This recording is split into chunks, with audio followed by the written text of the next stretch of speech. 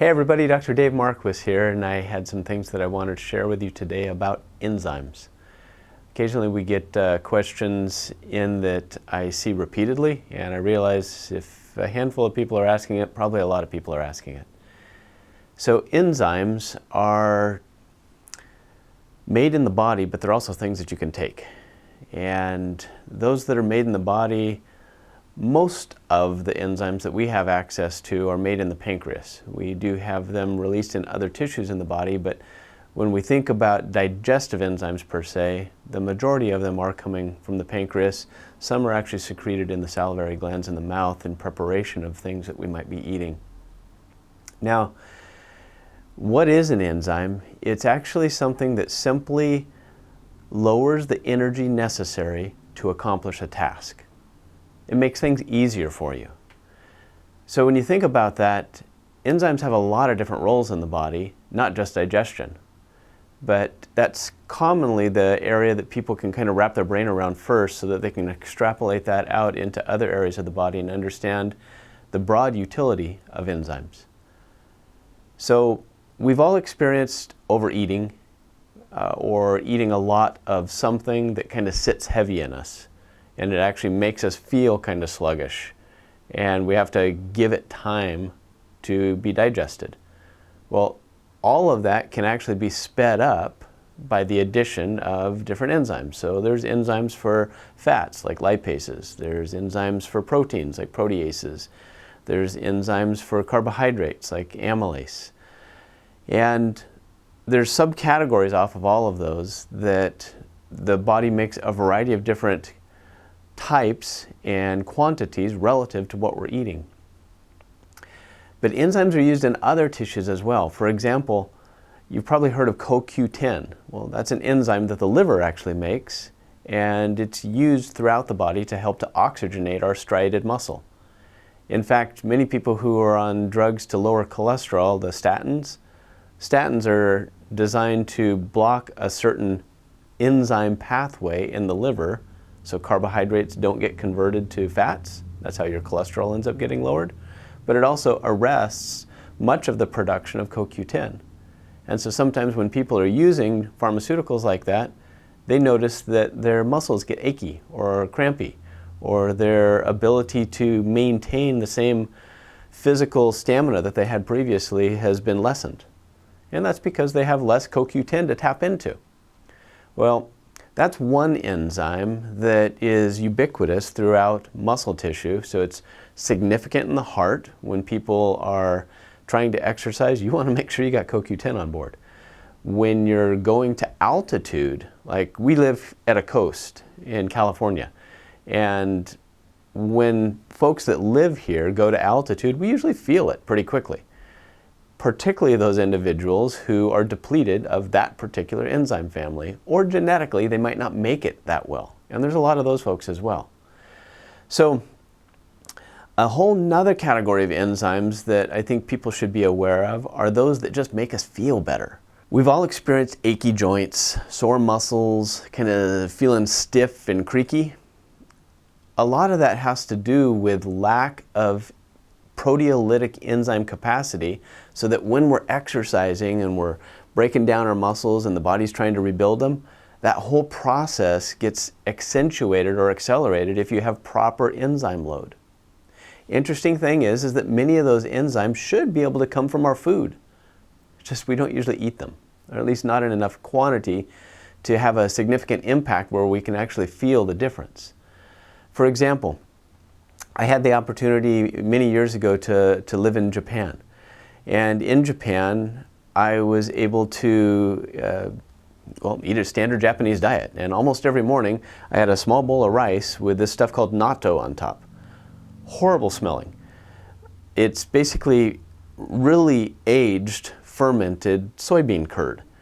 And it's like this gooey, sticky stuff. But when I went to Japan, I just wanted to, do as the Japanese do, and so I followed along with whatever I saw that they were eating for breakfast, and I started to try it out. And at first I kind of hated it, but after a while I actually started to like it. And some of the elderly folks there, they would laugh, and they'd actually call me an old man. I was like in my early 20s at the time. And I said, why are you calling me an old man? And they said, because only old men eat that because it's good for the heart. And at the time, I wasn't really into my academics yet, and so I didn't understand the implications of what they were saying. But later on, I understood that this stuff that I was eating is rich in an enzyme called natto kinase. And people pay really good money for natto kinase. But you could actually eat it in natto curd. And because they would eat that on a daily basis, it acted as a proteolytic enzyme that helped to keep the cardiovascular vessels clear. It actually helps to denature some of the breakdown of the heart vessels so that they can turn over and repair themselves. And subsequently, it had a beneficial impact on cardiovascular disease historically in Japan. Well, there's other things that people can consume. For example, I also had an opportunity to do much of my education in Hawaii. And so in living in Hawaii, I ate a lot of papaya, I ate a lot of pineapple, and in both of those there's different enzymes that help us to break down some of the inflammatory products that our body naturally makes that needs to get out of the way for us to repair and be ready for taking on the day tomorrow. And so papain from papaya and the enzymes that come in the core of the pineapple, the bromelain, all of that works really well to help to reduce some of our systemic inflammation. Taking that even further, you can make combinations of these things and actually pull from other sources. So like the silkworm produces an enzyme called serrapeptidase. The earthworm makes one called lumbrokinase. I mentioned the natto kinase from the soybean curd. And then you've got these other categories of proteases that I've mentioned. You can actually take formulas that have all of those in concentration, and at high doses, it does a wonderful job of treating acute inflammation. So for the past 30 years, I've been working with people structurally in sometimes acute conditions where they've actually herniated a disc. And a herniated disc, heaven forbid you ever feel it. I've had the unfortunate experience of feeling that where a nerve root gets compressed in the cord. And you get these searing, burning pains down your extremity in the same dermatome of the nerve root that's getting compressed. And there's no position of comfort. I mean, you might find a position of comfort for a couple of minutes, but then the tissue, it's still swollen inside there, and so that freight train of pain comes back. And it's usually going to affect certain fingers within a specific dermatome. So like the C5-6 nerve root is a really common one when people get a disc herniation, and you'll commonly get this kind of a knife right where your scapula is at in the back. So you think your back's out and you need an adjustment, but it's actually coming from the neck. Sometimes you get a little more burning coming down into the shoulder. That's also from that same C5 region. And sometimes it'll come down into the thumb and forefinger, and then you're picking up a little C5-6. So what can you do naturally to help that? Sometimes nothing.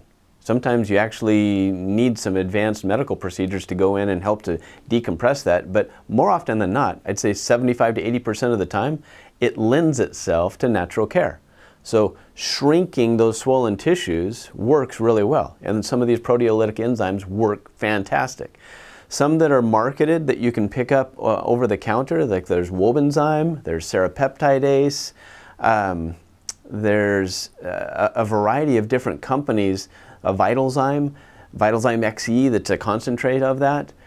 But you just need a fair amount of this stuff to make it effective. For example, in most of these, you're going to be taking anywhere from 3 times a day up to 6 3 times a day on an empty stomach. I can't emphasize that point enough, that if you use enzymes for structural stuff, you don't want them digesting your food. So it has to get through the gut, open up into the small intestine to get into the bloodstream, so that once it's in the bloodstream, it can go systemically and start to eat up these tissues that have been damaged or inflamed. But realize that it is a great tool, and it works really well on joints, mixed connective tissue, swollen discs, ligaments, tendons, anything structural. There's enzymes to eat that up. And there's also enzymes to help our cardiovascular function and help us to oxygenate ourselves. And there's also enzymes designed to help us to break down our food.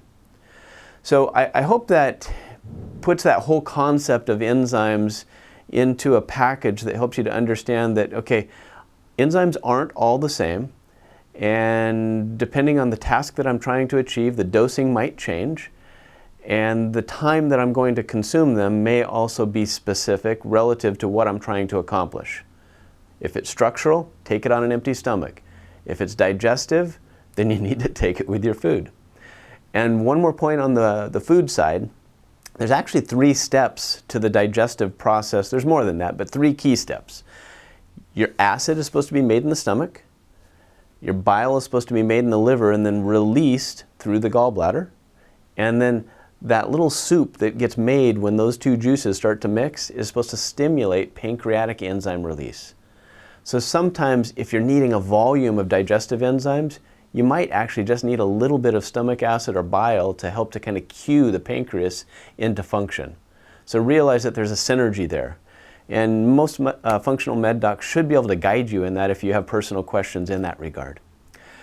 I hope that's informative, and I hope that you find that information helpful in alleviating much of your inflammation and optimizing your digestive tract and your oxygenation of your body, because by doing that, you feel better and then you can have a great day. Take care.